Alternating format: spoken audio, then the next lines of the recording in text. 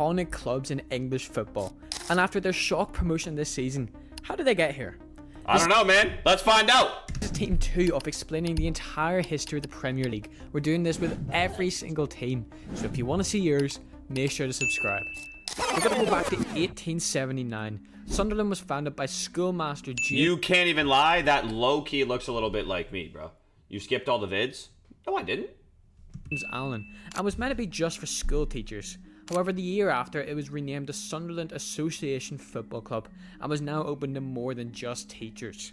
Chat, does anyone in this, anyone in the chat right now sound like this dude talking? They joined the Football League in 1890, where they found quick and early success, winning the title 3 times in their first 5 years and being nicknamed as the team of all talents. Poster, what's good? The growing team needed a big stadium, so they decided to move to... Wait, actually, I have a question. It won't hurt my feelings. If you didn't know who I was and you saw me in your country, would you know I was American?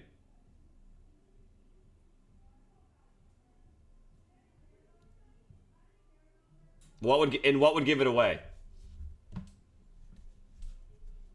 What would give it away? If I didn't talk. Bust. Hat.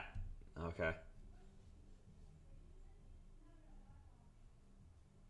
Okay. Cap and beard merchant. The way you...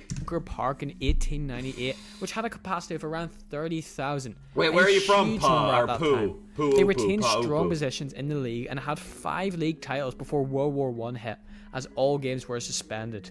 Games resumed in 1990, My teeth are too good? in which, like many clubs, Sunderland had to recover from the losses. Kenya? Oh yeah, I would look American in Kenya, Players were injured probably. or killed, and finances were very tight.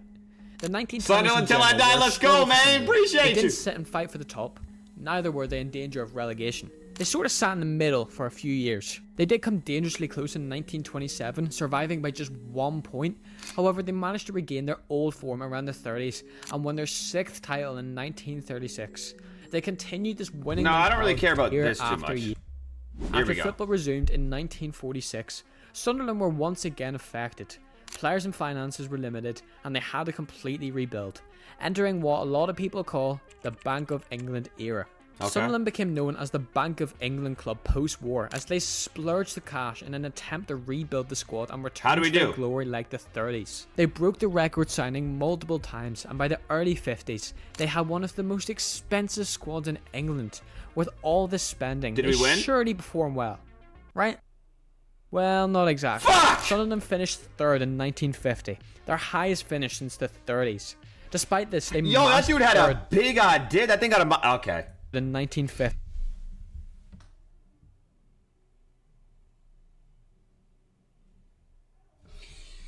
Their highest finish since the 30s. Despite this, they massively underperformed. Criticisms came to light about how the club lacked discipline, and they had too many Can't even big take it stars back. that It's didn't live, work bro. together as a team. That But that happened. wasn't the end of it, as 7 years later, Sunderland were to do something that Am I would wrong, though? affect the entire club forever.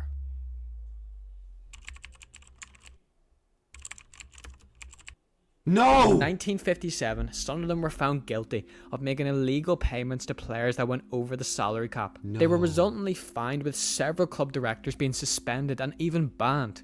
The scandal completely damaged the reputation of the club and sent them into a who am I downward backing? spiral. The year after the scandal, Sunderland were relegated from the First Division for the first time in their 68-year history, marking the end of their dominant era. They struggled to escape from the 2nd Division due to there being no long-term plan. Managers were coming and going, with the players failing to work together. It was clear there was no easy way out of this. Bro, isn't it funny? This dude back then, yo, if y'all saw a dude like this now, he's probably 45. Back then, this dude, right, not even trolling, he's probably 25. The players failing to work together. It was clear there was no easy way out of this, and that was evident as it took them 6 years to gain promotion back to the top division. But it wasn't like old times. Guys, my answer, it's a good question. Why would I choose a team that doesn't win, it hasn't won anything? Shitty, that gives me something to really root for. If I were to join a team that deadass just wins, would I ever become a real football fan? Probably not. I wouldn't know struggle. I wouldn't know, you know what I'm saying? I'm down, you know what I'm saying? I'm down to be in the mud. I'm down to be in the mud. I'm down to be in the mud, y'all. Maybe I didn't choose the best team. Sure. I'll wear that on the chin. Maybe I'll never watch my team win the Premier League. Sure. But at least this way, I can just be in the mud. You know what I mean? At least this way, I can just be in the mud. They failed to make any lasting impact. I'm a Jets fan. Oh, that's worse. Wasn't really classed as a threat anymore compared to their golden years. And shout out from Boston. I have the Red Sox. We win all the time. I have the Patriots. We win all the time. I have the Celtics. We win all the time. I have the Bruins. We win all the time. I can't, you know what I mean? I'm from Boston, bro. Maybe it'll be nice to have a team that just fucking doesn't get anything done. Trophies. It caught back up to them as they were relegated again in 1970, where it looked like they were gonna stay. Well, the Bruins, just historically, Boston's a winning city. They went on to win the FA Cup in 1970. Why with the 5 gifted? Thank you, bro. W Gifties in the chiz, eh? In over 50 years, and to this day, only 2 other teams have done it since. Beating the likes of Arsenal and Man City. WRJM, bro. Most impressively, Leeds United in the final, who were classed as one of the strongest teams in Europe at that time. Despite this major win. And also, chat, again, last time I'm pausing the video, by the way. And also, I don't see any other Sunderland fans out there. You know what I'm saying? I'm building a Sunderland community, bro. I'm rallying the guys, okay? When I'm up there on the big stage and they ask who I'm a fan of, I'm a do it for the Sunderland fans, bro. I'm gonna do it for y'all. They had tons of unaddressed problems that needed to be fixed. They temporarily went up and down between the first and second division across the late 70s and 80s. With a strong squad in 1982, they were expected to go back up to the top division. But instead, morale completely collapsed and they were relegated to the third division, the lowest point the club has ever been. The club was in crisis. The manager fell out with the players and finances were tight. However, under new manager Dennis Smith, the team miraculously bounced back, going straight back up to the second division, where they mostly remained until 1999, when they returned to the Prem with a record 105 points. The 2000s were seen as a very up and down decade for Sunderland. Okay. On one hand, they shocked everyone by finishing 7th place in their Wait, who's this fucking dude Adam something or whatever? All my comment sections on my second account start talking about some Adam dude or whatever the fuck. Season back. Their best W. Wyatt, bro. Thank you, man. 1955. Hope that they doubled interviewer's down and did job, the same I forget, next went well. season before completely collapsing. They went from 7th to 17th within a season and were relegated the next. Well, okay, Fans felt betrayed after such a sharp decline. Mick McCarthy helped rebuild them in the championship and won promotion back after a couple years. However, it didn't last long, as after a poor start, McCarthy was sacked and Sunderland went down once again, having the lowest points ever at the time with 15. After a bit more up and down, Steve Bruce secures safety for Sunderland in 2010. They were here to stay, but in true Sunderland fashion, that wasn't going to be easy. The Great Escape.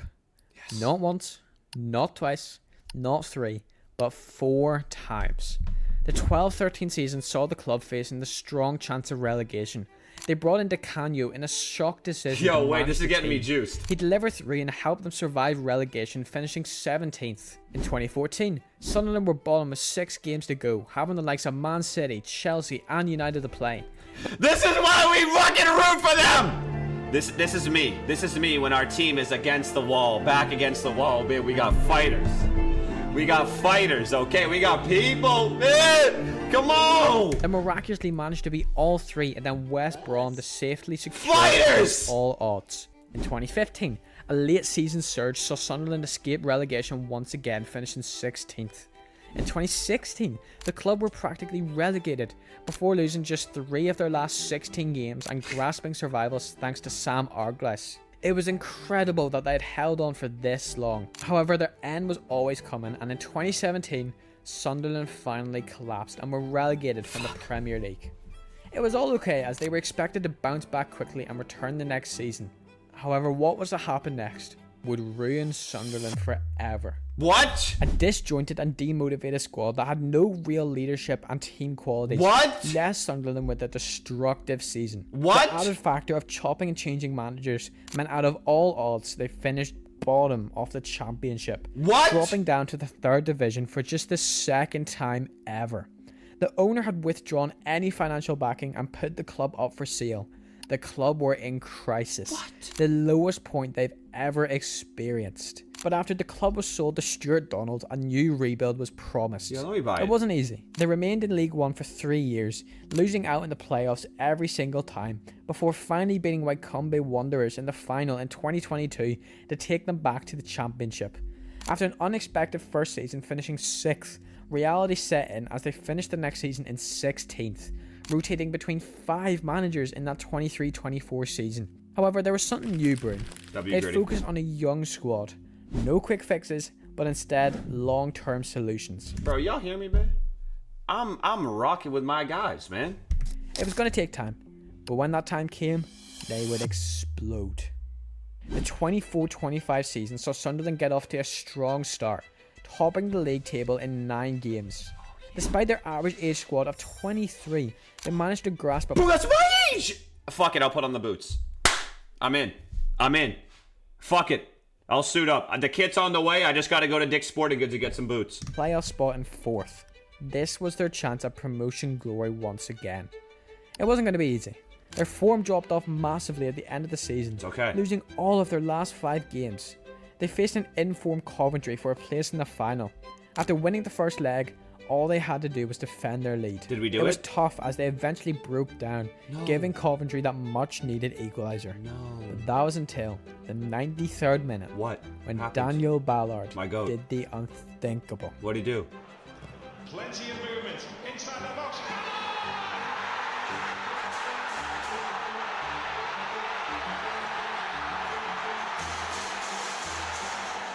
They had done it.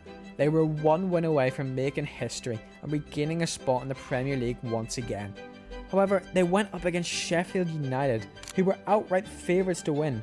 Sheffield quickly led and it looked like time was running out for Sunderland. But then came a chance. That's a lovely ball.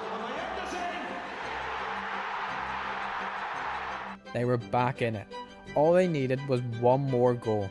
The referee would blow the whistle as the game would go to extra time. Or that's what they thought. What happened? What happened? What happened? See, the game wasn't over yet. What? There were still 30 seconds on the clock. No. 30 seconds to do the unthinkable. Tell me we score. That's loose though by Moore, and it falls the way of Watson.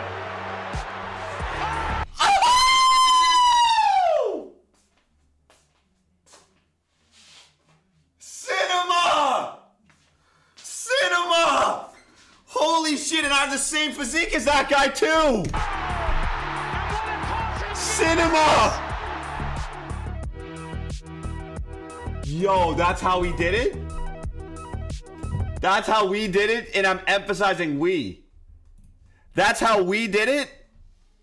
Oh my god. How can you not want to root for these guys, bro?